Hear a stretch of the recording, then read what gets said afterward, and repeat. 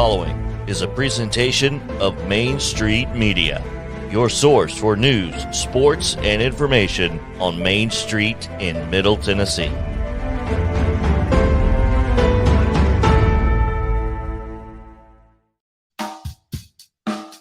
This is Casey's Take on Sports with sports reporter for the Dickson Post and Cheatham County Exchange, Casey Patrick. Now, a man who always has a take, here's Casey. Good morning. How y'all doing? We're going to talk. We got some stuff to talk about this week. We're going to start off with Calvin Ridley, just because I think that's kind of important to kind of go over. And then second of all, I was going to talk a little bit of baseball, but Aaron Rodgers signs a deal that makes him the highest paid player in all of NFL history. So we're going to talk about that.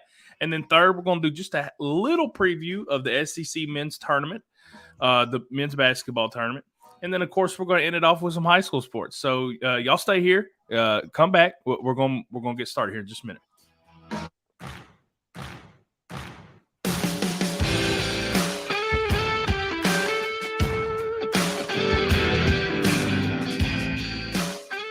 Okay, so I'm going to preface this by saying, before we get too far into the Calvin Ridley situation, if you expect the NFL to make a fair decision, you've lost your mind. Now, I say that because Ezekiel Elliott, he hit a woman, got 6 games. Greg Hardy beat up his girlfriend, had 10 games, reduced down to 4 games. Adrian Peterson had a child abuse felony. Whether you agree with the way you should discipline your children, it was still a felony charge, and I think he got 4 games for that. Tyreek Hill, I mean, he abused his kid. What did he get? So just I had to start off the whole thing by saying that. Apparently, the NFL is okay with you hitting women or children, but you're not allowed to bet on games that you're not in. Calvin Ridley tweeted that he had gambled $1,500 on some games that he didn't even play in. Here's the thing: it is a slippery slope. Don't get me wrong. If you have players gambling on games that they're in and you don't know if they're giving 100% performance, then you have a serious issue. But I don't think the NFL is really, let's be honest, they're not worth the crap. They're just like MLB. The people up at the top make ridiculous decisions, especially when it comes to the people that are their players and the way they're held to a certain standard. The NFL was never going to make the right decision when it came to Calvin Ridley. And quite frankly, I mean, the other big problem is, they talk about wanting to have integrity and all this and all this other stuff. I saw a tweet yesterday said the NFL prides itself on integrity more than anything else. And we'll be right back after word from our sponsors, Caesars and DraftKings and FanDuel and Sportsbet and MGM and all these other companies. I use those apps. I think it's fun to put a $5 parlay and see if you can hit all 12 games in the weekend or something. It's legal in Tennessee. I'm not one of the players, so there's really no problem with it. But honestly, I don't really see what the problem is with it from a player either, especially one that's not playing. Like I said, I mean, if you got a guy that is obviously point shaving, that's a whole different issue.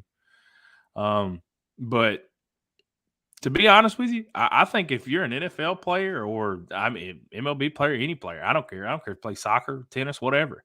If you got money and you want to put it on yourself to win, you should be allowed to do that. If I was a professional athlete and I got obviously a little bit of cash to throw around and I got some odds that look good for me, make a few dollars, and I think I can whoop up on somebody, I'm going to put the money down. I think if you're gambling on yourself to win, that should be perfectly acceptable in any sport at any time. I think it should have been before gambling was considered okay. I think the whole Pete Rose situation comes back up. I mean, he deserves to be in the Hall of Fame, the hit king. I mean, that's a whole different discussion for a different day, and I'll get into that one day. But the NFL is useless. It's a joke. and when I say the NFL, I mean the people in charge of it, how they respond to certain things. You can't expect them to make a decision that's going to be even close to consider being correct or right or fair or just in any way, because they care about their integrity. Like I said, they don't care about integrity; they just care about money. But I'm going to end it with that. I think if you got money, you put it on yourself to win. That should be okay. That should be okay. And that's where I'm going to end it. We're gonna go next to the Aaron Rodgers deal. Y'all stay here.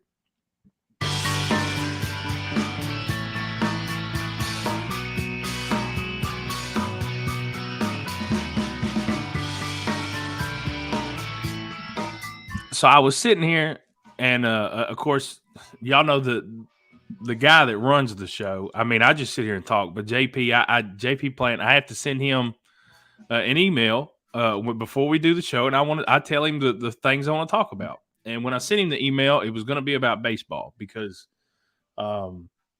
that's, again, I don't have enough time in the day to go over how big of a situation and how bad of a deal that is right now. But as I sent that email, I started to scroll through Twitter because I was waiting to get on here and do the show. And I saw Aaron Rodgers signed a 4-year, $200 million deal, making him the highest paid NFL player of all time. That's $50 million a year. 50 million. 50. Ooh, that's a pocket full of money right there. I kind of know what it's like to get a little bit extra change. I didn't really have to negotiate, but boss man gave me a raise. It ain't 50 million, but it was nice. I know, I'm kind of happy for Aaron Rodgers because first of all, he's getting towards that age where you start talking about retirement and stuff like that. And of course, Green Bay a few years ago, they were like, oh, we got to prepare for the future. So they moved up. They took Jordan Love. And that dude ain't seen the field. He played one game last year against the Chiefs, and it was awful. It was bad. So now what they have is a first-round pick that they didn't spend on a receiver. Naturally, that's part of the reason why Aaron was so upset.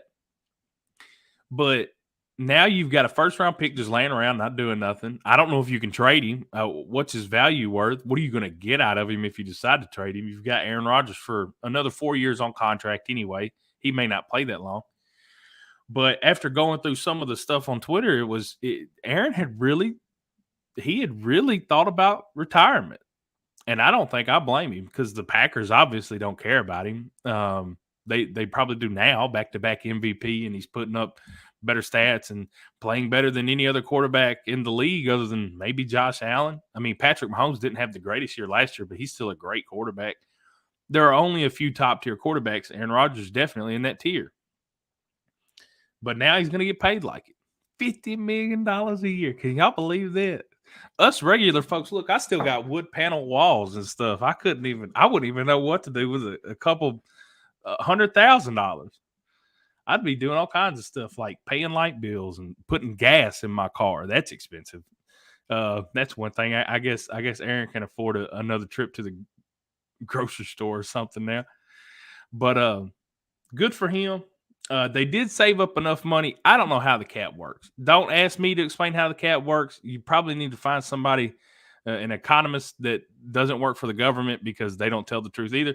But somebody that can explain to you how the cap actually works because I can't do it. But somehow they can agree to pay him more money and it saves them money on the cap this year. Whatever. You may find some internet troll that'll tell you how it works better than I can. I don't know. But they've saved enough money through the cap to franchise tag Devontae Adams, which that's going to make him tremendously happy because he wanted to be the first, $25, $30 million receiver. Good luck with that, Devontae. Hey, honestly, a lot of people, they complain about the money that these superstar athletes make. If the athletes don't make it, it just goes right back in the pocket of these owners who obviously don't care about the players. They're already rich. They own these teams. The Packers are a little bit different, but most of these teams are owned by billionaire owners, and I don't really care if they get another dollar back in their pocket or not. The players might as well make all the money that they can. Go get the bag. That's what Aaron Rodgers has done. That's what Devontae Rodgers. I'm trying to combine the two of them. That'd be a nasty athlete. That's what Devontae Adams is trying to do. But Aaron Rodgers signs the extension. The Broncos were also going through these Ian Rappaport tweets. Man, it was between retirement and Broncos as far as the other options from the Packers. And I just want to say this. I've been saying for a few years now, the Broncos with a good quarterback, man, that's a nasty team. Now, I like the West. I think the Raiders are the most overrated team ever. But you got Justin Herbert with the Chargers. You got Patrick Mahomes with the Chiefs. And then if you got a good quarterback with those receivers out there in Denver, man, that would have been nasty. But Aaron Rodgers signs the extension. He's back in Green Bay. Go, Pack, go. I can't believe I just said that. That didn't even feel right. Yeah, I feel nasty. I'm going to go take a shower after the show. That's all I got about Aaron Rodgers. All right, he signs the extension. Just y'all figure it out from there on out. We're going to talk a little bit of SEC men's basketball tournament right here.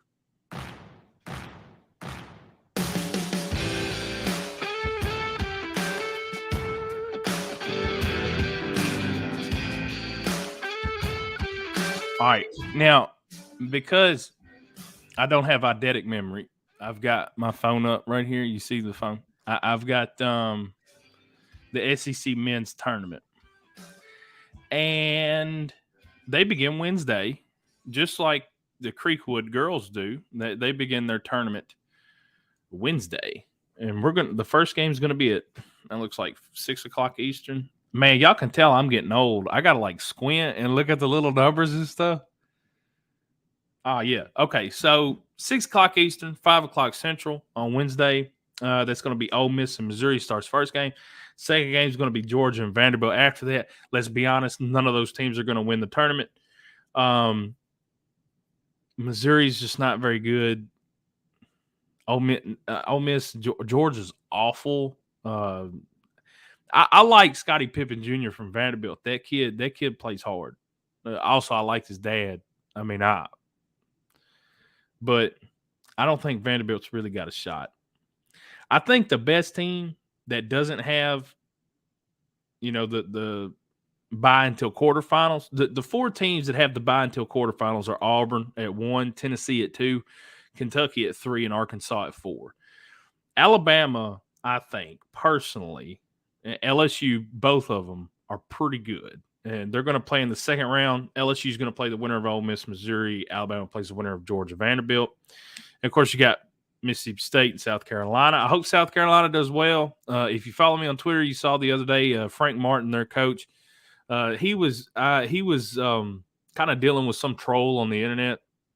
I like the fact that he's got the confidence in himself and, for lack of a better word, cojones to go back and kind of tell somebody what he thinks about him on Twitter. I like that. I like Frank Martin. I think he's a good dude. I told him, I said, I think he's a good dude. I think he's a good coach. And I told him, I said, if I had a son, I'd be happy to send him to South Carolina, and I would. I think Frank Martin's a good man, and I hope he does well. The problem is, if he wins his first game against Mississippi State, he got to play Tennessee. And I wouldn't wish my own mother well if she was playing against Tennessee, okay? That's just and I hope she's going to watch this, and she may feel bad for a whole minute, but then she's going to remember. University of Tennessee comes first. I can't wait till she watches. I'm going to get a phone call. She's going to be hollering, just mad. You picked Tennessee over your own mother? Yes, I would. But LSU will play the winner of Ole Miss, Missouri, and then the winner of that goes on to play Arkansas. Florida and A&M. You got a few halfway decent teams. Auburn didn't really look all that great here in the last few weeks. Arkansas is not good outside of Arkansas. If they're in Bud Walton Stadium or whatever that basketball court's called, they get every call. Jalen Williams, he led the country in charges or whatever. Yeah, no wonder. Watch the games in his house. Let's see. I think, I'm going to say I think Tennessee can win, but I'm a homer. Let's be honest. I'm a homer. I think Tennessee can win everything, anything, all of it. I want to win all of it. Kentucky's always good. I hate Kentucky, but man, they're good.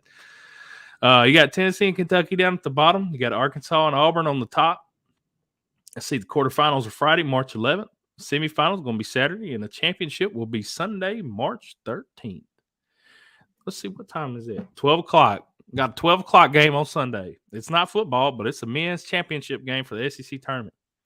These tournaments are so fun to watch. I think if any of you watched the women's tournament last week, Kentucky with the big upset over South Carolina, they upset Tennessee to play South Carolina in the championship, and then beat them 64-62, I think. So, man, these tournament basketball is the most fun thing to watch. I saw one of the other guys that we work with at Main Street, Chris Yao, put up a video of a young man. I think it was Gavin Burleson. It's either Gavin or Grayson. I know they're both on the team. I don't know which one took the shot, but Summertown kid from Summertown hit it was more than half court. Hit a buzzer beater to tie the game to send it to OT, and then they beat, I want to say, Gibson County in overtime. They beat Gibson County in overtime to get to go to the state tournament. I mean, these small communities, especially like high school sports, but I mean, these tournaments, man, when you pack these gyms, especially high school tournaments, which I know I was talking college ball, but these high school basketball tournaments where you've got, I don't know, probably a gym that fits 150, 200 people, and that thing is just packed full of random fans from God knows where.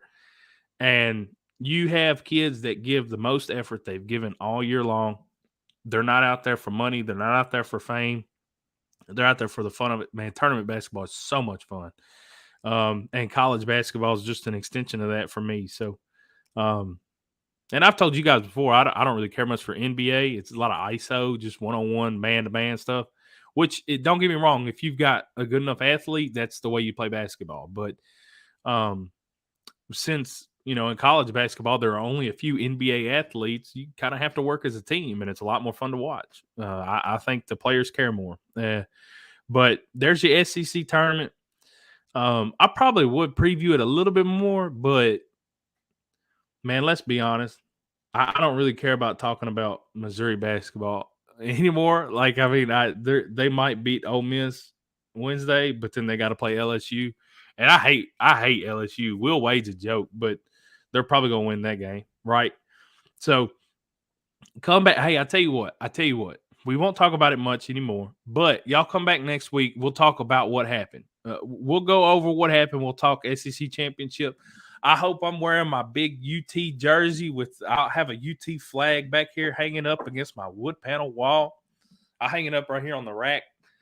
Hey, go Vols, baby. Y'all stay right here, though. We're going to talk a little bit of high school sports. Don't go nowhere.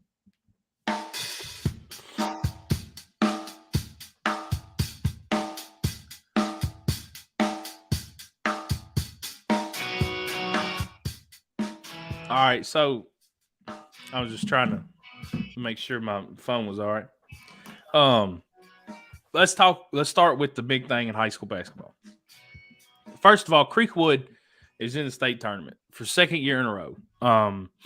Last year they went, and I've never told anybody this, but when I went last year, it looked like Creekwood had a little bit of trouble with 3-pointers, and they were a little bit short. And I remember thinking, man, they keep shooting from behind the NCAA mark. They kept shooting from behind the long 3-point mark instead of the high school 3-point mark. And all of their 3-pointers were long. And I think that may have been that, the fact that you got a bunch of young girls that are out on a court like that for the first time in their career. And it may have been a little bit difficult. But they got a little bit of experience. They're going back. They played a heck of a game Saturday against Hardin County. If you are a basketball fan, especially a Creekwood basketball fan, and you were not there Saturday to watch that game, you should be ashamed of yourself, because that was an amazing game to watch. It was really fun game to watch if you're a Creekwood fan. They led by a little bit after the first quarter, but then I talked to Coach Wilson afterwards. I don't think he expected his team to do what they did there in that second and third quarter, but man, they absolutely punched Hardin County square in the mouth. And I don't think the Tigers knew what to do about it.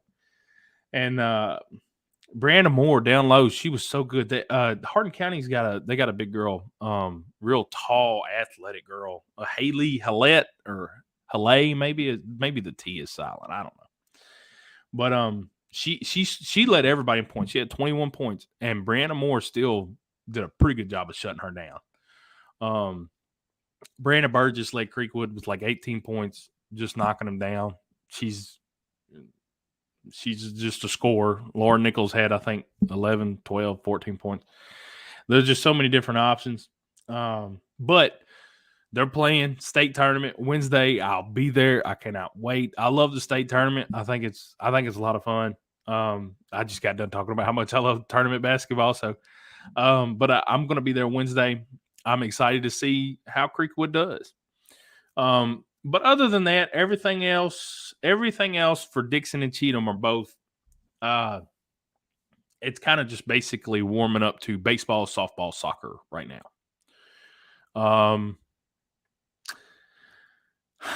I don't really know what to expect out of some of these baseball teams because the last few years there have been a lot of talent between Dickson, Creekwood, Harpeth, Sycamore, and Cheatham. There's been quite a bit of talent between all those teams, but I've seen a lot of graduating kids that are no longer with those programs, and some of the teams I don't really know what to expect. But I'm excited to get back out there. Any of y'all that know me personally, I grew up playing baseball. I love baseball. It's my favorite. It's my favorite sport, which I like. I've got the bowling hat on. I like bowling. Don't get me wrong. I love bowling, and I love coaching it. But there's just something about your first love. That was baseball for me. So I'm ready to see some of these teams. And a lot of high-profile programs. Harpeth, they play up there on the Rock. Sycamore, I mean, they got a kid in the Mets minor league system right now, Blaine McIntosh. That's a whole event out in Pleasant View whenever Sycamore plays. They got kids park up on the hill. They got music playing. They have a bonfire going. Like that's they party out there in Pleasant View for a baseball game. And of course, Creekwood and Dickson both just really well known baseball programs. Also, and I've been thinking about this. The Dickson coach, Rodney O. Parker, and the Creekwood coach, Chris Clapper, they're such good friends. And I think I need to do a feature article on those two. I may do that. Hey, keep your eyes peeled, especially if you know either one of those men. I'll have to talk to them about it, see if they're willing to sit down and talk with me. But that may be fun because they're both really good friends. I'm pretty sure Rodney O. Parker used to be I think he used to be an assistant out at Creekwood.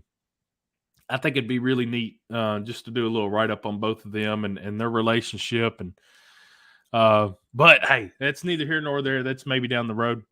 I'm going to try and do a couple soccer previews too. I mean, because especially for this upcoming week for the papers, just to fill out some space, but also, get the schedules out for some of these teams. I know some of the programs like.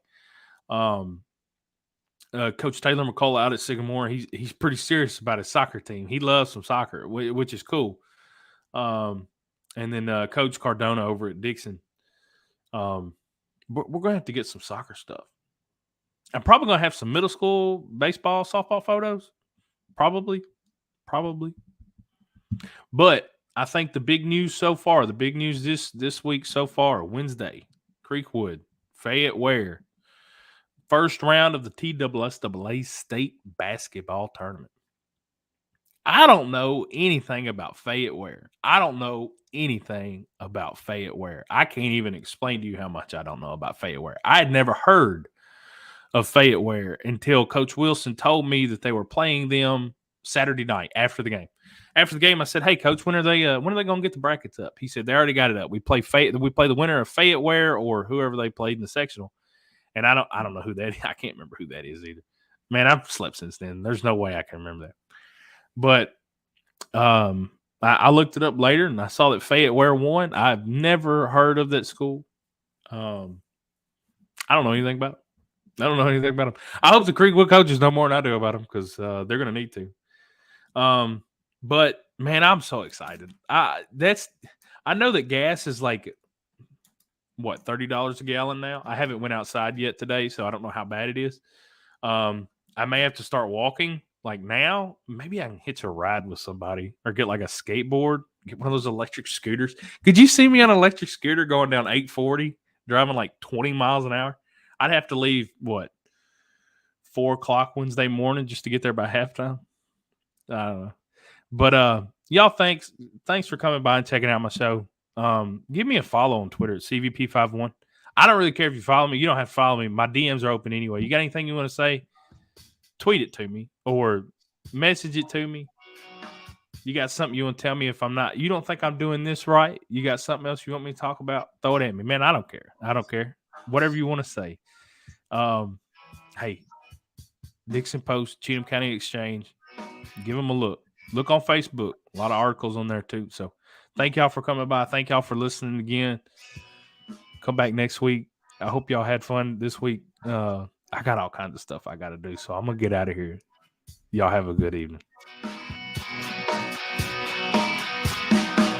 This has been Casey's Take on Sports with sports reporter for the Dickson Post and Cheatham County Exchange, Casey Patrick. Follow him on Twitter at CVP51 and online at MainStreetPreps.com. Casey's Take on Sports is a Main Street Media production.